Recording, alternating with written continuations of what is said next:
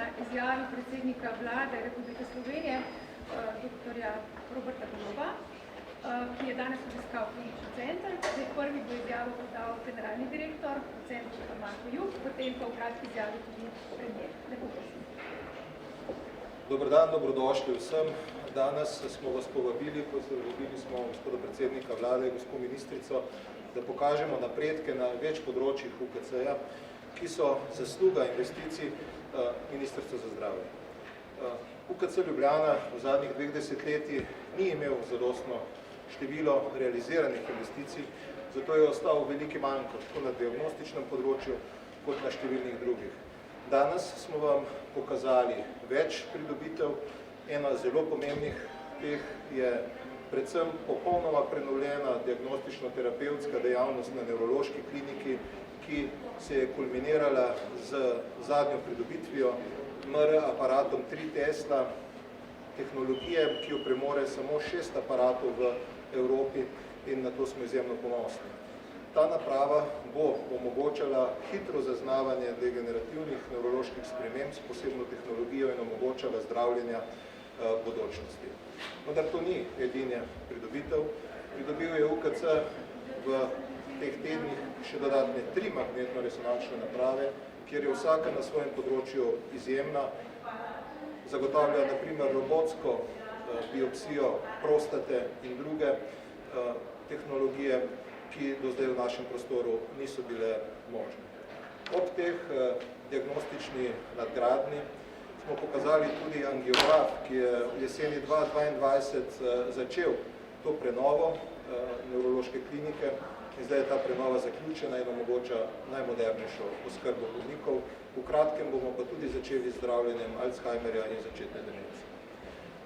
Ob tem smo pokazali tudi izjemno uspešen projekt, ki smo ga izvedli v 6 mesecih in je bil nujno potreben, zato da lahko v aprilu preidemo na drugo fazo, postopoma na drugo fazo obnove celotnega UKC-ja, zato je na drugo osmino, in sicer prenovo prostorov bivše stavbe ZVD-ja, ki se po novem imenuje DTS Vzhod. Pridobili smo 2500 kvadratnih metrov površin, kamor bomo iz centralne stavbe UKC-ja premestili pisarniške prostore in dejavnosti medicinske fakultete in druge dejavnosti in tako sprostili prostor za paciente in omogočili nadaljnjo prenovo. To so izjemno veliki koraki, ki so bili uspešni, zato ker je te projekte izjemno dobro vodil UNKIZ v sodelovanju s stroko, ki je delala pošteno in iskala in sledila interes bolnika, ne pa kakršnih koli drugih interesov. Iskreno se moram zahvaliti Ministrstvu za zdravje za razumevanje, da gre v UKC-ju za specifično bolnišnico, ki potrebuje res najmodernejše, najbolj zahtevno zdravljenje in zahvaljujem se predsedniku vlade, da prepoznava v celotna vlada v UKC Ljubljana prihodnost, tudi z nadaljnim razvojem, ki bo sledil investicijami v translacijske centre, ki bojo omogočali nadaljno terapijo in razvoj. UKC Ljubljana in celotna Slovenija ne sme biti ujetnik multinacionalk in plačevati storitve tujcem, temveč sami moramo razvijati in izvajati terapije in storitve doma in imamo znanje in zdaj bomo imeli tudi infrastrukturo. Hvala.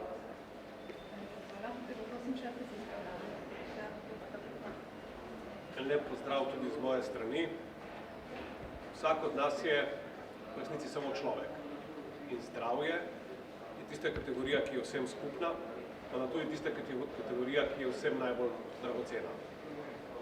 Zato je močno javno zdravstvo od prvega dne te vlade naša prva prioriteta. In močno javno zdravstvo je tudi tista prioriteta, ki jo bomo zagovarjali pred volivkami in volivci 22. marca in izvajali v naslednjem mandatu. Kaj pomeni močno javno zdravstvo, se lahko vsak prepriča danes na tej lokaciji v UKC-ju. Govorimo o tem, da je vsakemu, ne glede na njegovo materialno pozicijo, omogočen dostop do najkompleksnejših in najzahtevnejših zdravljenj, kar jih pozna svet. Naprave, ki jih imamo na razpolago v naših kliničnih centrih, znanje, ki ga imajo zaposleni v naših kliničnih centrih, so enakovredne znanjem najboljših na svetu. In prav je. Zato, ker si Slovenke in Slovenci zaslužimo, da imamo na razpolago najboljše možne terapije. Naloga vsake vlade bi morala biti, da krepi ravno to.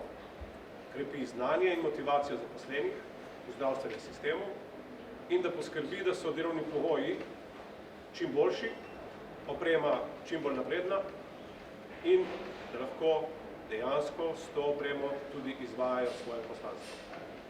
In jaz sem prav zelo zadovoljen in vesel, vsakič, ko obiščem zdravstveno ustanovo v zadnjih mesecih, vidim v očeh zaposlenih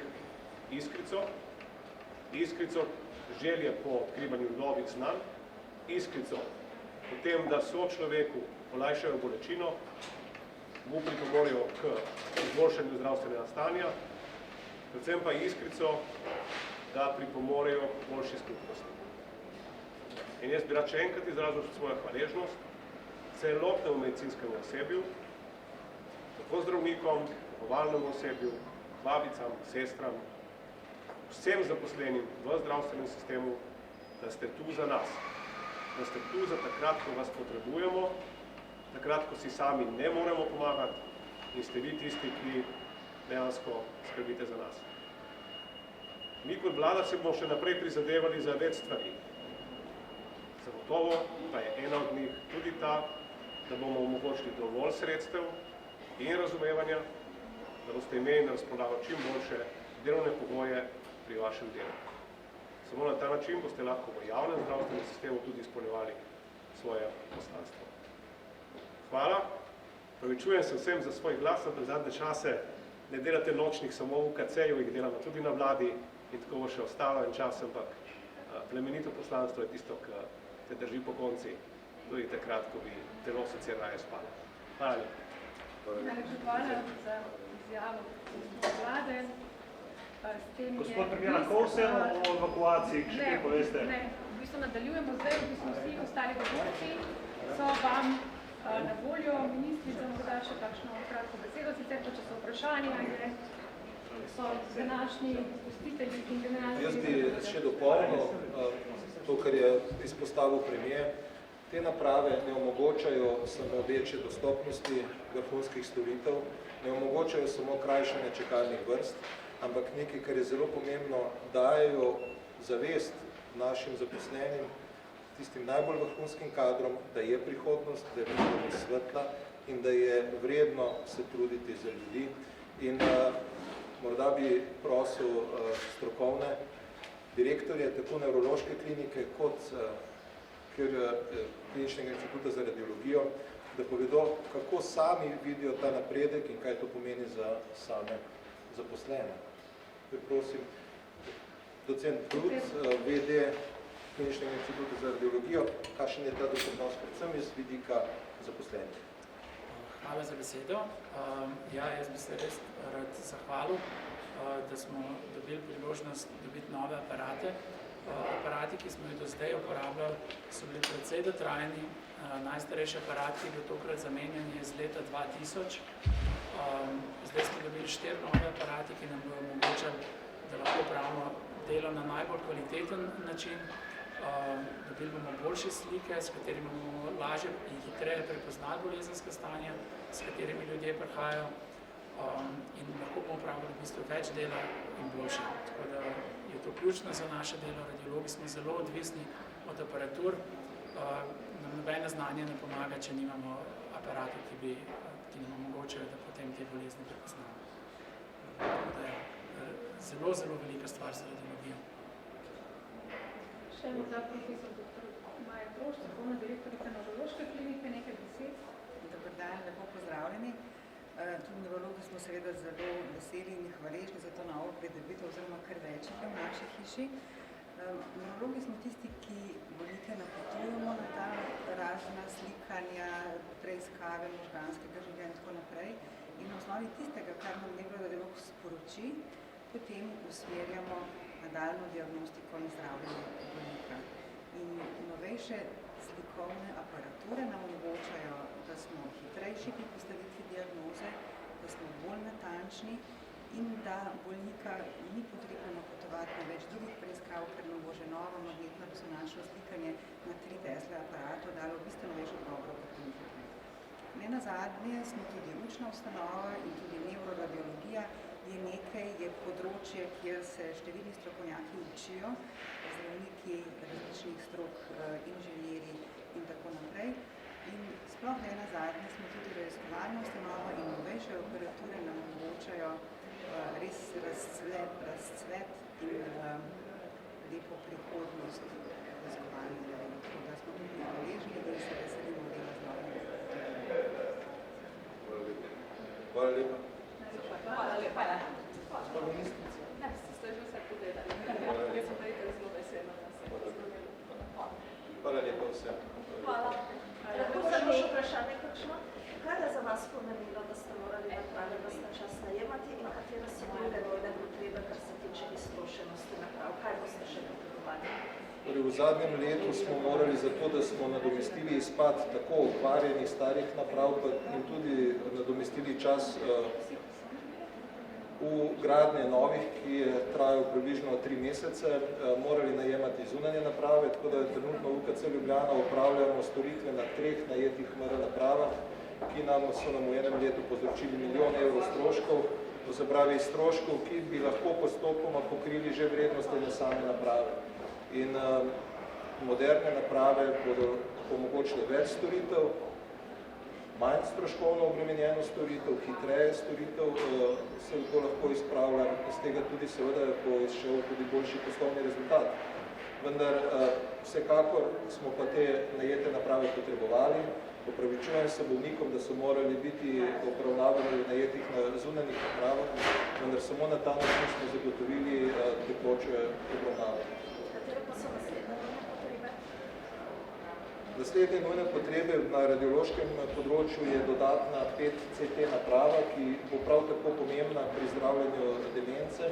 To je projekt, ki ga skupaj z Unkizom nekako predvidevamo speljati v tem letu. V prejšnjem letu smo uspeli tik pred koncem leta zagotoviti dodatno robotsko napravo, sicer pa je naslednja večja investicija za nas, kar se tiče opreme, dodaten angiograf, torej nadomestitev angiografa, že precej dotrajanega za zdravljenje srčno-žilnih bolezni. Moramo vedeti, da se v UKC Ljubljana opravi izjemno število širitev arterij srca in s tem rešijo številne življenja. Dodatna investicija v letošnjem letu, ki bo pa izhajala iz amortizacije UKC Ljubljana, ki je zelo omejena, bo razvoj biobanke. Ta banka bo predstavljala temelj za nadaljne razvojne in raziskovalne dejavnosti, ob tem pa potem še druge dodatne operacijske dvorane, kar se tiče iz UKC Ljubljana. Medtem ko Ministrstvo za zdravje pa financira še zaključek urgentnega kirurškega bloka, ki poteka skladno z načrti, predvidena je zaključek poleti. Dokončno se opremlja z novim photon countingom reanimacijski prostori, poteka skladno s planom prenova te osmine, ki se zdaj zaključuje in čez 14 dni bomo odprli prvih 2 nadstropji, 7. in 8. nadstropje in na to konsekventno odpirali po 2 nadstropji.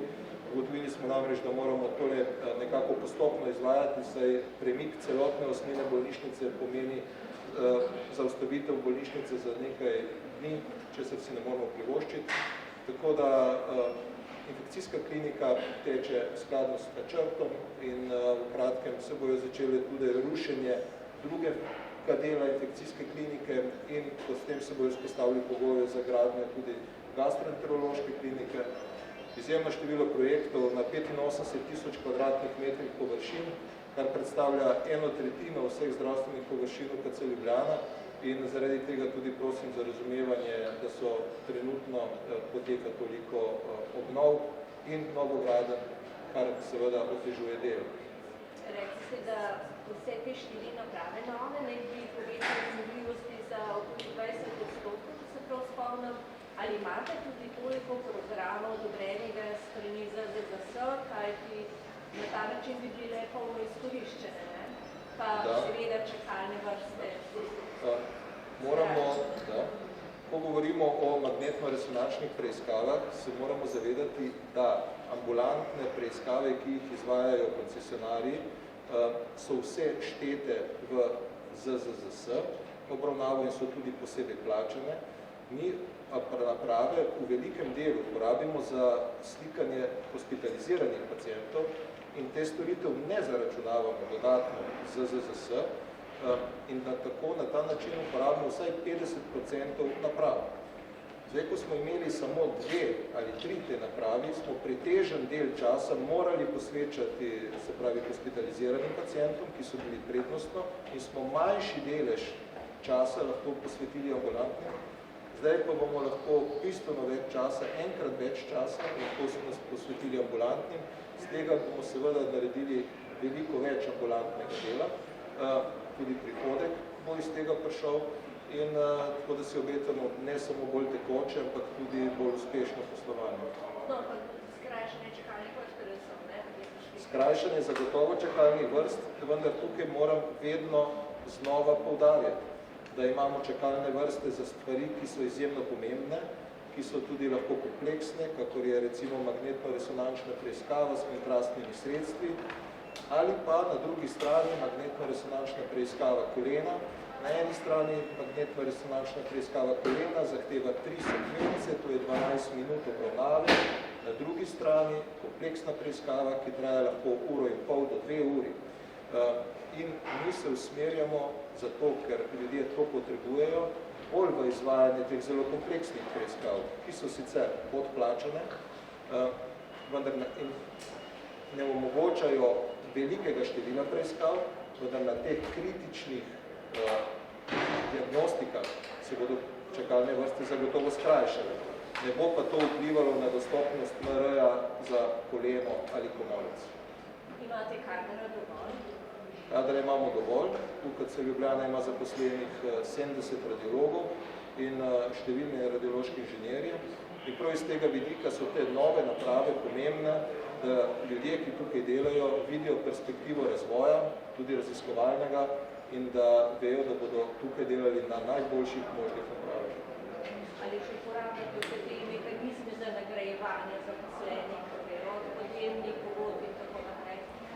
Veliko popoldanskega dela se izvaja na osnovi podjemnih pogodb. To orodje je bistveno pripomoglo, vendar še enkrat, podjemne pogodbe se lahko realizirajo pri dobičkonosni storitvi, torej se pravi pri bolj enostavnih storitvah, zato je v tistem delu se izvajajo storitve, ki so nekoliko bolj enostavne, pri bolj kompleksnih storitvah ni dobičkova in tudi podjemne pogodbe ne pridobičkove. V intervjuju za Mladino ste dejali, da se v Sloveniji izvaja veliko nepotrebnih oziroma nenujnih posegov. Mogoče, kako bi predlagali, da se to reši oziroma da se reši?